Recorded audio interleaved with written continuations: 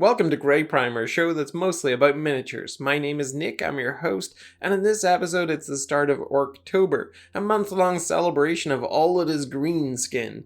But I'm going to use this as the opportunity to kick off a new show format as well.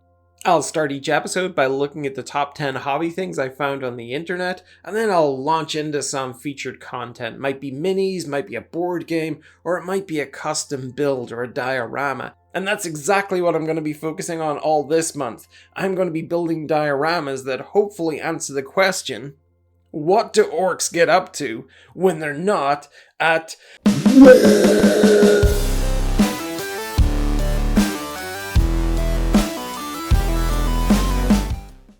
But first, let's have a look at top 10 hobby products I found on the internet. At number 10 is AK Interactive and RT Dioramas, 1/35 scale scenery accessories, a wide range worth checking out. Number 9 is Hardcore Miniatures Cybermus. This thing is an absolute maniac. At number 8, Green Stuff World's 1/48 scale, so that's a slightly smaller scale than we're used to on this channel, Dungeon Silicon Mold. Number 7 is Cromlech's huge Odyssean Knight armor to put onto your Imperial Knights to really customize them up. At number 6 is the massive TT Combat Tomb Dungeon. This thing will take forever to build, but it will last you a lifetime. At 5, RTLW's Halfling Sharpshooters. No problems getting to Mount Doom with this lot. Look at this firepower. Number 4, Raging Heroes Reverial V, Queen Saint.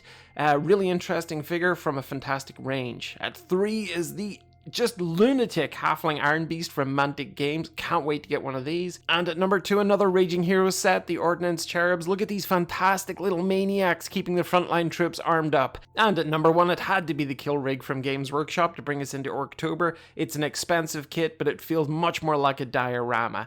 And speaking of dioramas, let's get into our Orktober featured content. If you're a regular on this channel, you'll know that I'm no stranger to orc conversions. I dedicated an entire month, I think that was this year, to turning normal model kits of regular everyday vehicles, if your everyday vehicle is like a leopard tank, into orc vehicles. And I made a Killburster, Killblaster, and even a freebooter Battle Fortress pirate ship thing. I'll add a link to that series in the show notes below if you want to check that out.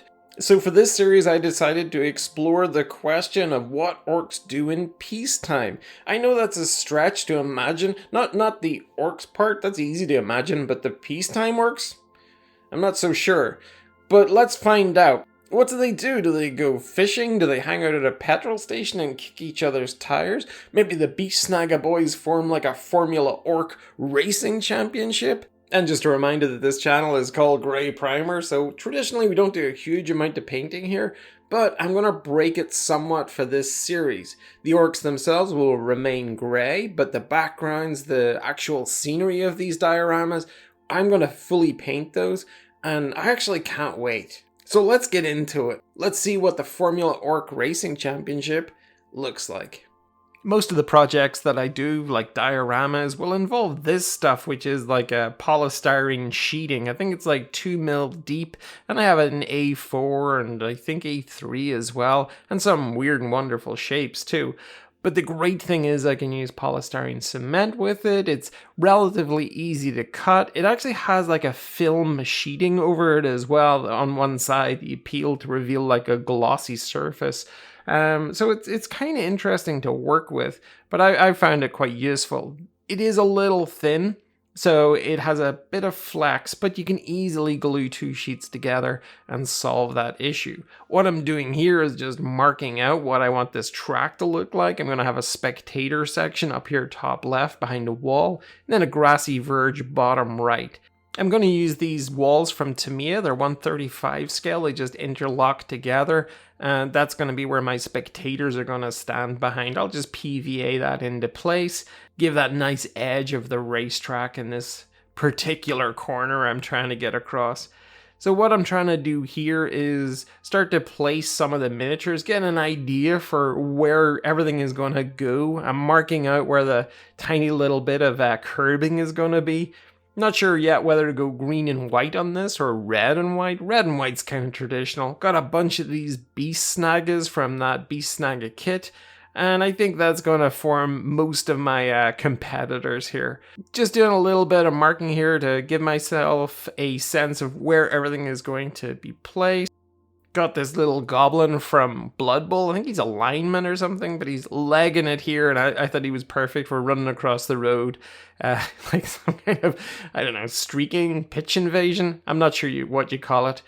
I've also got this little squig with the goblin or snotling or something, I'm not sure, running behind it. He's clearly fallen off his mount.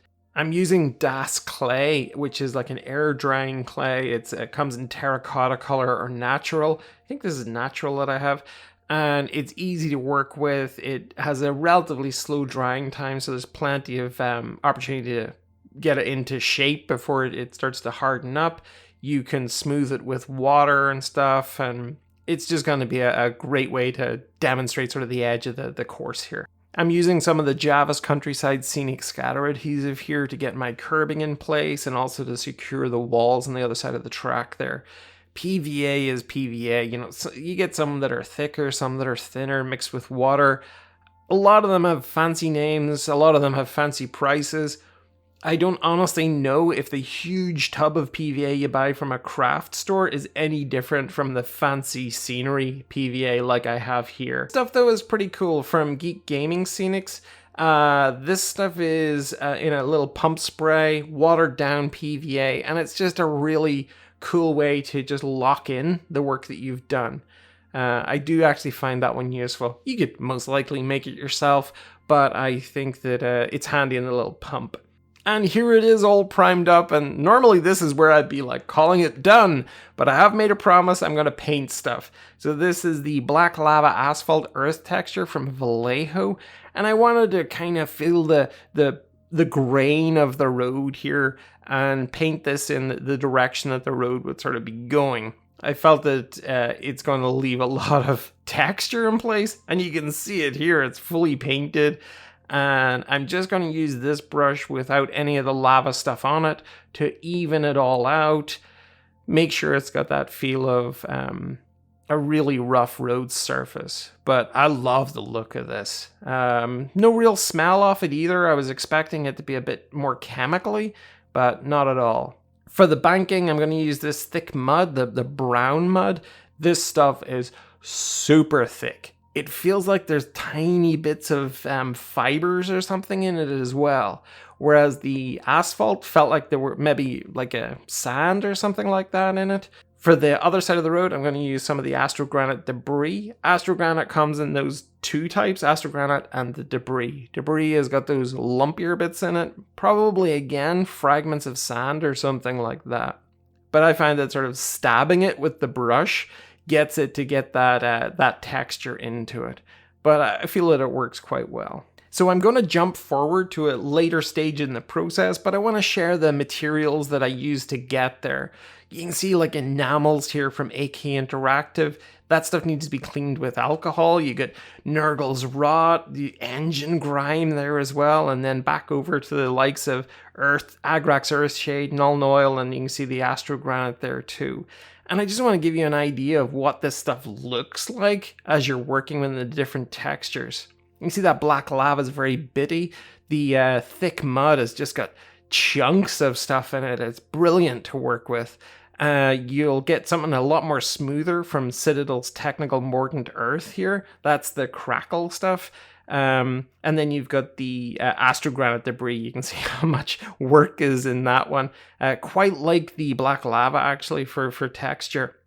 And then into a couple of these oil-based enamel paints from AK Interactive. First here's Engine Grime. And that stuff is already soaking into the paper. Really interesting material to work with. Engine oil there it's a nasty brown. It's fantastic. And then finally, Green Stuff's World Matte Surface Primer, their red rust.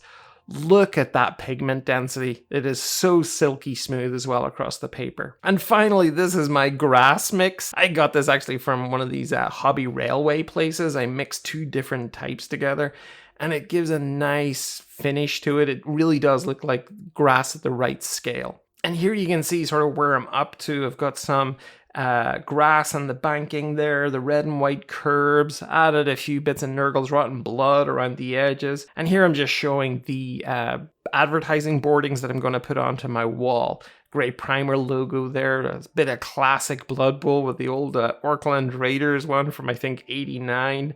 And I also got up the Orktober logo that I designed for this year. And then finally the Formula Ork World Championship. And I just love the look of that one. So I'll get those into the side and you can see them here.